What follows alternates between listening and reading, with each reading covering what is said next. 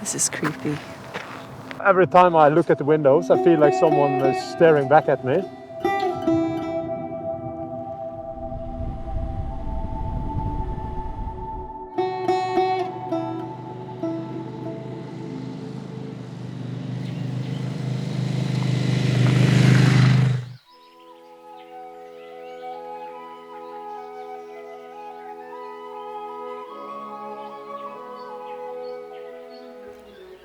Imagine this.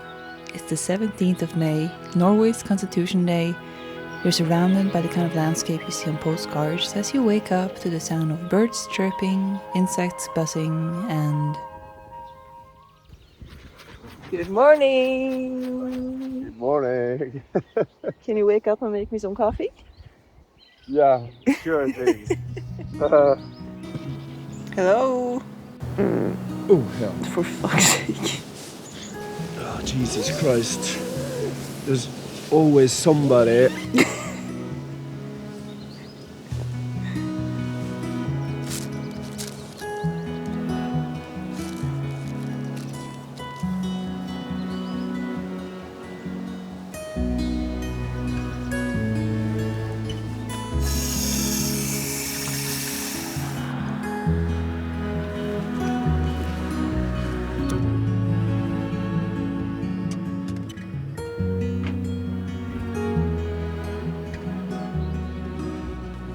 Morning.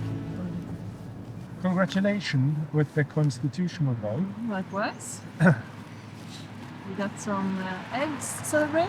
Ooh. I think they're all still... Shaken but not stirred. And that's about it. No ice cream? No ice cream. Strawberries? You know what the best thing about Constitution Day is? Ice cream. You can eat as much ice cream as well. Yeah, that is correct. So today is Norway's Constitution Day, and we're gonna celebrate it by traveling through some of Norway's finest landscape, if I might say so. There's something with the mountains and the fjords and that makes it extremely special, for me at least. Especially on a day like this, with this weather, and I'm always proud to be Norwegian, but maybe a little bit extra today.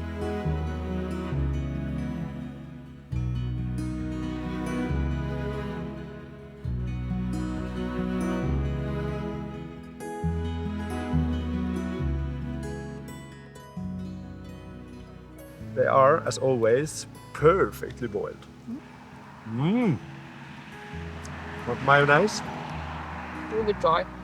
Oh. I'm really curious to see what you're gonna make for dinner for me today, since I had a breakfast. Well, you boiled eggs, I can boil pasta.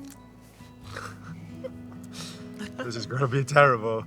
Constitutional Day.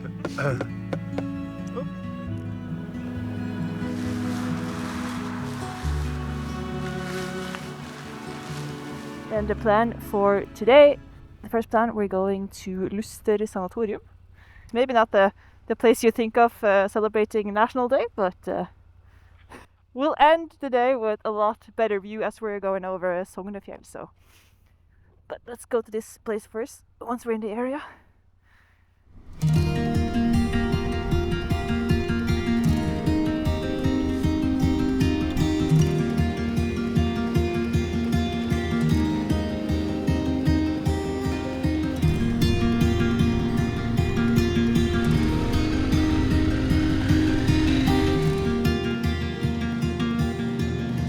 After 13 sharp hairpin turns, we arrive at Husqvarna, a striking building perched 500 meters above Luster. Originally built as a tuberculosis sanatorium in 1902, this place was once a world of its own. A self-contained society in the clouds, with its own bakery, greenhouse, dentist's office, post office, stables, even a shop and staff housing. Everything needed to take care of the sick and to keep them apart from the world below. In the late 1950s, Husqvarna became a psychiatric hospital. Some patients arrived already lobotomized and others just kept here, far from sight and mind. This is creepy. In a sad way. glad the world is evolving in some ways, at least. Even though it's not happening fast enough, always. In the early 1990s, during the Balkan War, the building housed refugees, many of whom struggled with isolation in such a remote and unfamiliar place. Since its closure in 1994, Haraldstølen has become a magnet for ghost hunters and filmmakers, drawn to stories of footsteps through empty hallways, voices from behind sealed doors, and lights flickering in rooms with no power. It gives me the creeps. It's kind of chilling vibe every time you come up here. I can't explain it, but it almost feels like bad energy in a way. Kind of every time I look at the windows, I feel like someone is staring back at me. For decades, the building has hovered between demolition and restoration, and now, once again, it's been given the chance of a new life. This time, as it's supposed to become a hotel. Would you spend the night here?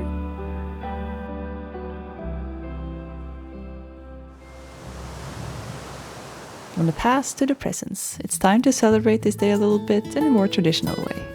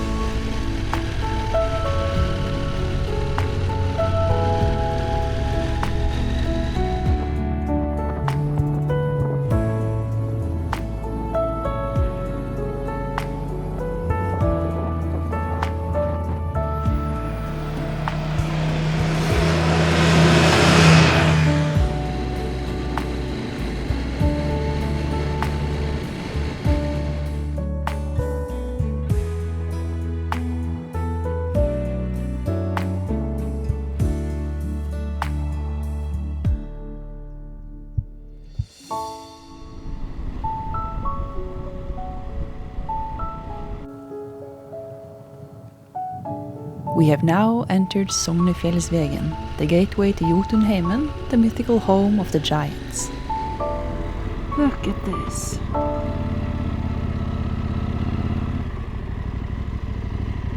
Holy cow. This mountain road stretches 108 kilometers, climbing from sea level to a breathtaking 1,434 meters, making it the highest mountain pass in Northern Europe and the roof of Norway. Here you are surrounded by Norway's tallest peaks and some of the wildest, most dramatic landscapes in the country.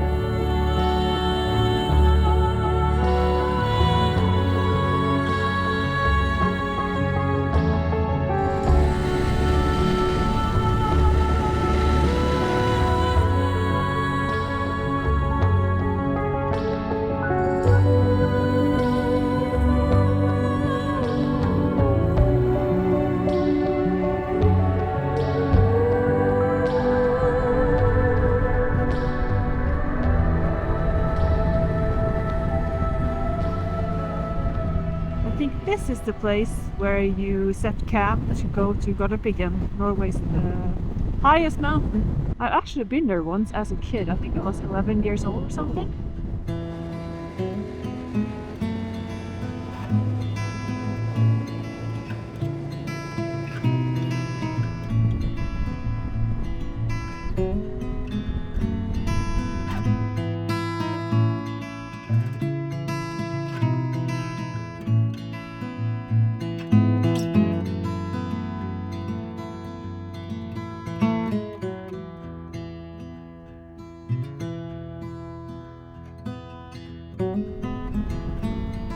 It's almost hard to film when it's like everything is so pretty. You want to stop everywhere and catch everything. There's viewpoints all over the place. But we're almost down in Lom now, so we're going to stop there and have some lunch, something to eat. It's already almost 4 o'clock in the evening. Actually, the day is flying by. But it's so nice. What a freaking day. What a way to celebrate the Constitution Day. It's just...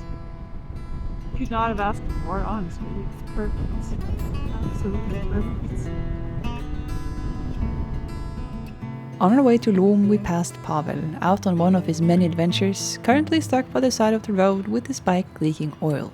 Only missing one specific sized wrench to be able to fix the problem. Luckily, that was no longer a problem.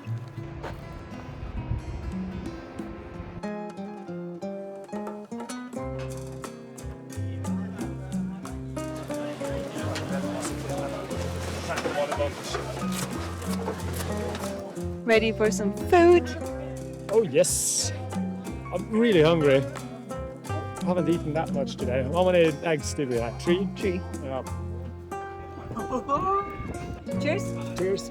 For good days, for good news. Oh yeah. Oh. Oh. Why do I always look so pale? Because you are pale. Fair enough.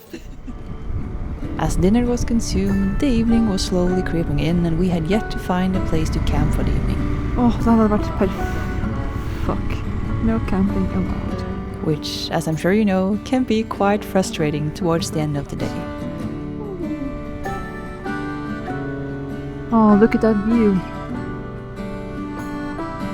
But I wasn't ready to settle for just any spot, so we jumped on the Tet route passing nearby and once again headed up into the mountains. And here we found exactly what we were looking for.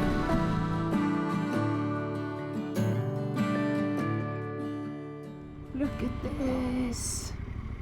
Yes. Yes, yes, yes, yes, yes. A perfect place to end a perfect day.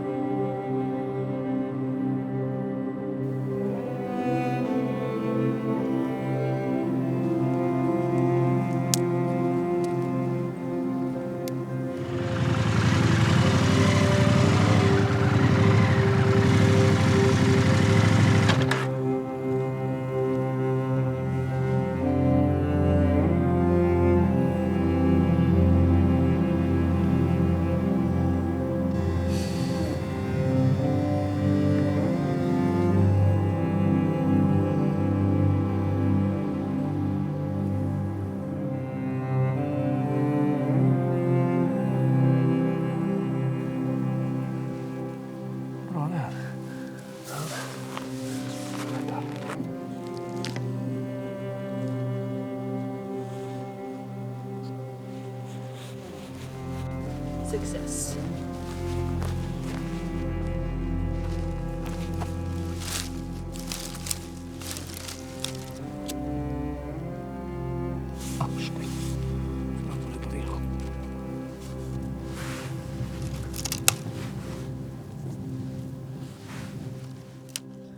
So right now there's a general fire Ban.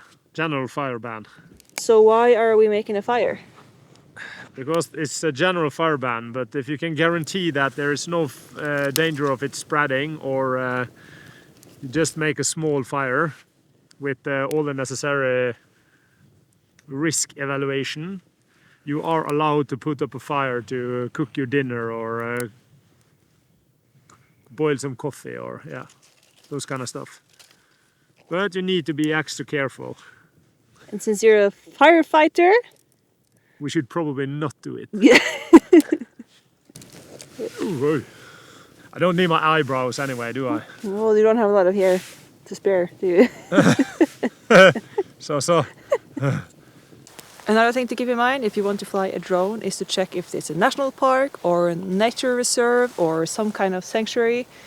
Most of them are displayed on the Stegra map actually, so it's super simple to see if you're in one. So just make sure to you check that before you fly your drone.